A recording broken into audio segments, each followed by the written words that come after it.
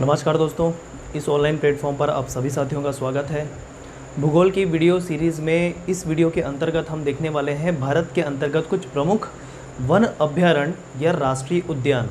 ठीक है, तो चलिए शुरू करते हैं। फिर एग्ज़ाम में इस सेक्शन से भी एक प्रश्न आने की पूरी संभावना होती है किसी भी वनडे एग्ज़ाम में, और एक प्रकार से आपको ये जानना चाहिए। कुछ महत्वपूर्ण वन अभयारण्य और राष्ट्रीय उद्यान की सूची मैंने बनाई है। बहुत सारे इस प्रकार अगर देखा जाए तो बाघ संरक्षण की दृष्टि से देखें, पक्षी संरक्षण की दृष्टि से देखें, अभयारण्य के तौर पे देखें या राष्ट्रीय उद्यान के तौर पे देखें, तो बहुत सारे राष्ट्रीय उद्यान और वन अभयारण्य और बाघ संरक्षण क्षेत्र, बायोस्फीयर रिजर्व बहुत सारे हैं। कुछ महत्वपूर्ण के नाम की सूची मैंने बनाई है, सिर्फ उतना ही आपको करना है। ठीक है, चलिए। भारत के प्रमुख वन्य जीव अभयारण्य और राष्ट्रीय उद्यान देखिए, कुछ महत्वपूर्ण तथ्य पहले मैंने लिखे हैं, उसके बाद किस राज्य से कौन सा अभयारण्य और कौन सा राष्ट्रीय उद्यान संबंधित होगा उसकी सूची मैंने अलग से बनाई है। तो चलिए कुछ पहले तथ्य के बारे में बात कर लेते हैं। ज़्यादातर प्रश्न देखा गया है कि इस वाले सेक्शन से ही आपका पूछा गया है। ठीक है, चलिए देखते हैं। भारत का प्रथम राष्ट्रीय उद्यान जो है, बहुत बार अनेकों परीक्षाओं में पूछा गया प्रश्न है ये कि भारत का जो सबसे पहला राष्ट्रीय उद्यान है वो कौन सा है। तो भारत का सबसे पहला राष्ट्रीय उद्यान जो है वो है जिम कॉर्बेट नेशनल पार्क।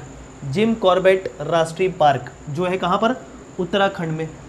अब इसके संबंध में एक प्रश्न और यह बन सकता है कि इसका पुराना नाम क्या था। तो इसका पुराना नाम भी आप याद रखें, heli national park. Heli national park.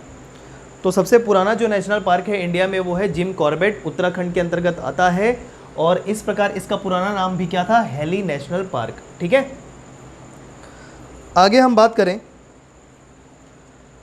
देश में सर्वाधिक राष्ट्रीय उद्यान जो है मध्य प्रदेश में है, कुल 11 राष्ट्रीय उद्यान की बात कर रहे हैं, वन अभयारण्य की बात नहीं कर रहे हैं। बहुत ही छोटा सा डिफरेंस होता है राष्ट्रीय उद्यान और वन अभयारण्य में। ठीक है, एक बड़े तौर पे अगर देखा जाए तो उसे राष्ट्रीय उद्यान घोषित कर दिया जाता है, और इस प्रकार देश में सर्वाधिक राष्ट्रीय उद्यान मध्य प्रदेश में पाया जाता है, कुल 11। भारत का सबसे बड़ा राष्ट्रीय उद्यान, अब देखिए सबसे पुराना हमने देख लिया, सबसे प्रथम देख लिया, अब हम बात करेंगे सबसे बड़ा। सबसे बड़ा राष्ट्रीय उद्यान है कौन सा, हिमिस राष्ट्रीय उद्यान, हिमिस नेशनल पार्क।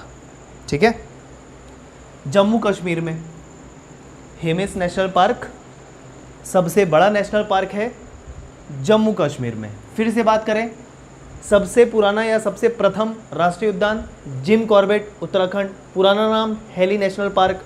सबसे ज़्यादा राष्ट्रीय उद्यान वाला राज्य मध्य प्रदेश, कुल 11। सबसे बड़ा राष्ट्रीय उद्यान हिमिस नेशनल पार्क जम्मू कश्मीर में।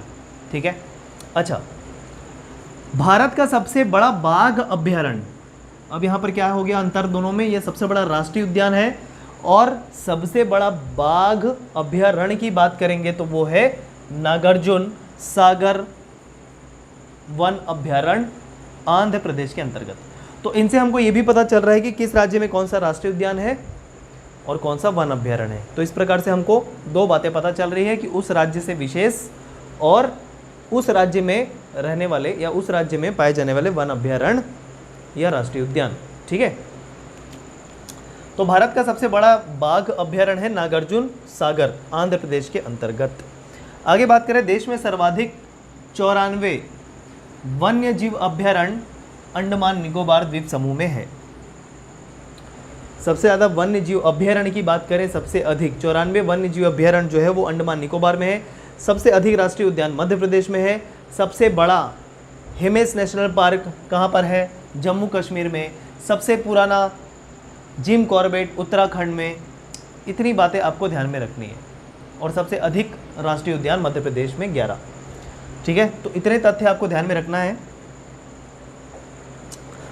आगे हम बात करते हैं कि किस राज्य से अन्य जो नेशनल पार्क है वो संबंधित है या कौन वन्य जीव अभयारण्य है वो संबंधित है, उसकी बात करेंगे हर एक राज्य से जो भी महत्वपूर्ण है उसकी सूची के अंतर्गत। ठीक है, चलिए।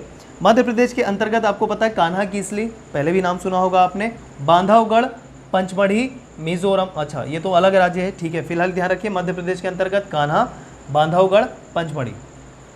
ठीक है, अब जिस भी वन अभयारण्य या राष्ट्रीय उद्यान को जो अंडरलाइन है, यहाँ पर जो अंडरलाइन दिख रहा है वो अंडरलाइन वो है कि वो राष्ट्रीय उद्यान होगा, और जिसको अंडरलाइन मैंने नहीं किया है वो क्या होगा, वन्य अभ्यारण्य।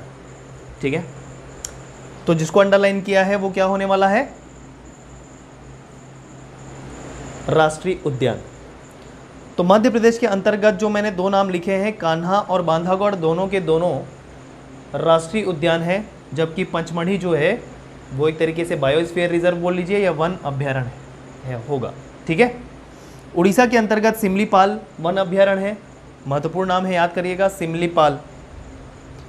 असम के अंदर पाए जाने वाला काजीरंगा मानस, काजीरंगा मानस, दोनों के दोनों राष्ट्रीय उद्यान है। काजीरंगा राष्ट्रीय उद्यान, मानस राष्ट्रीय उद्यान।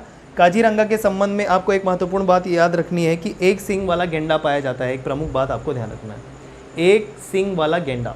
ठीक है, काजीरंगा में दोनों राष्ट्रीय उद्यान है। उत्तर प्रदेश में दुधवा राष्ट्रीय उद्यान महत्वपूर्ण है, याद करना है आपको, दुधवा राष्ट्रीय उद्यान और चंद्रप्रभा वन्य अभ्यारण्य, चंद्रप्रभा वन्य अभ्यारण्य। ठीक है, आगे बात करते हैं और आ जाते हैं दूसरे राज्य में, वो है अरुणाचल प्रदेश। अच्छा, यहाँ पर छूट गया मिजोरम। मिजोरम के अंतर्गत वन्य अभ्यारण्य आपको याद रखना है डाम्फा। ठीक है, डाम्फा। अरुणाचल प्रदेश के अंतर्गत वन्य अभ्यारण्य है नामदफा, महत्वपूर्ण हो सकता है। आंध्र प्रदेश के अंतर्गत जैसा कि हमने देखा नागार्जुन सागर, यहाँ पर हमने देखा नागार्जुन सागर भारत का सबसे बड़ा बाघ अभ्यारण्य है, आंध्र प्रदेश नागार्जुन सागर। ठीक, बिहार के अंदर वाल्मीकि वन्य अभ्यारण्य और कैमूर वन्य अभ्यारण्य आपको याद रखने हैं। ठीक, छत्तीसगढ़ के अंतर्गत इंद्रावती, सीता नदी, उदंती आसपास है और अचानक मार्ग। ठीक है, छत्तीसगढ़ के संबंध में यह वन्य अभ्यारण्य होंगे। ठीक है, झारखंड से संबंधित पलामू वन्य अभ्यारण्य और हजारीबाग वन्य अभ्यारण्य। ठीक है, केरल के संबंध में आपको याद रखना है एक ही नाम, पेरियार वन्य अभ्यारण्य। महाराष्ट्र में तड़ोबा महत्वपूर्ण हो सकता है, सह्याद्री और पेंच, चूंकि इसमें अंडरलाइन है तो ये क्या होगा, राष्ट्रीय उद्यान। बचे जो दो हैं तड़ोबा और सह्याद्री वो क्या होंगे, वन अभ्यारण्य, जबकि पेंच जो है वो है राष्ट्रीय उद्यान महाराष्ट्र में। राजस्थान में रणथंभौर वन अभ्यारण्य आपको याद रखना है। पश्चिम बंगाल में सुंदरबन अंडरलाइन है, मतलब राष्ट्रीय उद्यान होगा। गुजरात में गिर राष्ट्रीय उद्यान, गिर राष्ट्रीय उद्यान अंडरलाइन है। उसके अलावा नल सरोवर वन अभ्यारण्य है गुजरात में। नागालैंड में इटांकी वन अभ्यारण्य है। उत्तरी पूर्वी राज्यों से जो भी वन्य अभ्यारण्य या राष्ट्रीय उद्यान होंगे उनके नाम महत्वपूर्ण है, उसे याद करिएगा।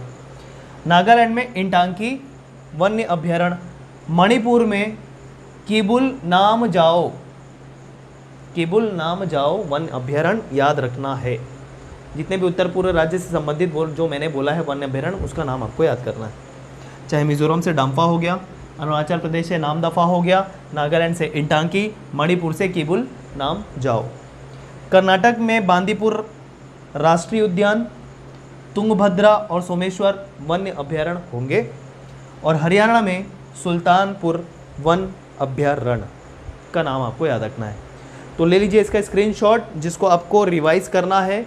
कुछ महत्वपूर्ण के नाम ही मैंने आपको बताए हैं, सभी के नाम मैंने आपको नहीं बताए हैं, और आपको इतना ही करना है। ठीक है, वन डे एग्जाम के पॉइंट ऑफ व्यू से ये चीज़ ध्यान रखिएगा, वन डे एग्जाम के पॉइंट ऑफ व्यू से मैंने ये आपको बताया हुआ है। ठीक है, चलिए फिर मिलते हैं अगले वीडियो में भूगोल के। धन्यवाद।